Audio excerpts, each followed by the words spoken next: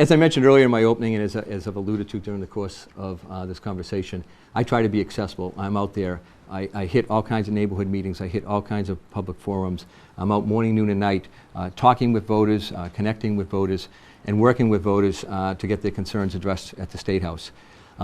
Alex, you've been a candidate now for almost a year, and I have seen you twice during the course of that year.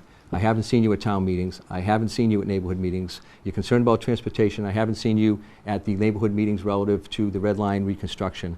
I haven't seen you at meetings relative to fairs. I haven't seen you at veterans events. I haven't seen you at any of the events that you would expect to see a candidate at.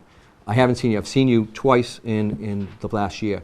How can you assure voters that if you're elected to the State Senate that you will put the work in, that you will be out there, visible, and accessible?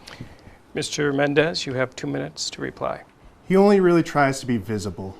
That's the reality. He shows up to meetings, he sits, he says some words, he enjoys saying that he's your senator and he's accessible. It's a lie. I've gone door to door over 500 miles shaking hands with tens of thousands of people, and no one really even knows who he is, what he does. They say, "Who's my current senator?" I say, "John Keenan." They say, "Who is he? What has he done?" And I say, "Precisely." What I want to do is make myself even more accessible by utilizing technology, increasing the size of my intern staff. And I'm going to be completely open and willing to go. When he goes to meetings, he's actually campaigning. It's almost depressing.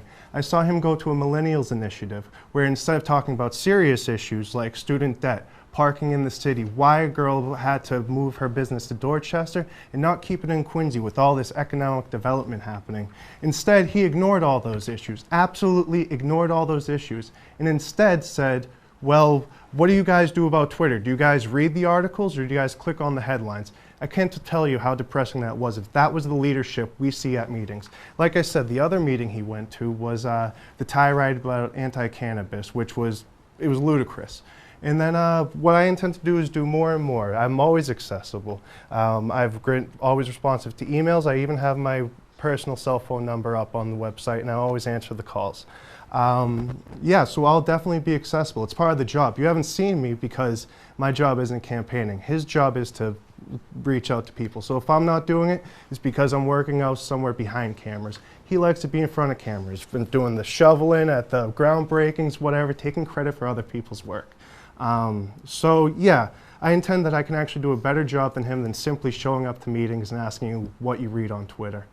Thank you, Mr. Mendez. Mr. Keenan? Well, Alex did account for the 2 meetings that I have seen him at in 1 year. And, so you're paying attention. And when you go to those meetings, you see people. People come up to you. They ask you what's going on at the State House. They ask you what your position is on an issue. They express a concern about what may be going on at the State House. That is a critical part of being a state senator. And it is above and beyond the work that we do at the State House during the course of the day. So, I respectfully disagree. I'm open, I'm accessible, I'm in constant contact with people. I have a record that I'm proud to stand on, and hopefully, as that record gets out there, the voters will, again, honor me with the privilege of representing them for the next 2 years. Thank you, Mr. Keenan. Mr. Mendez, you have 30 seconds. It's funny he's talking to me about contact because as his constituent, an actual neighbor living right down the street, besides seeing him trying to show face at these meetings, the only time I've heard anything from him was when he's campaigning, but was actually a letter using his senator title supporting his brother-in-law, Tom Koch, for mayor. And he mentioned all these senator things. He's always campaigning. That's what he's doing. He's not leading, it's campaigning.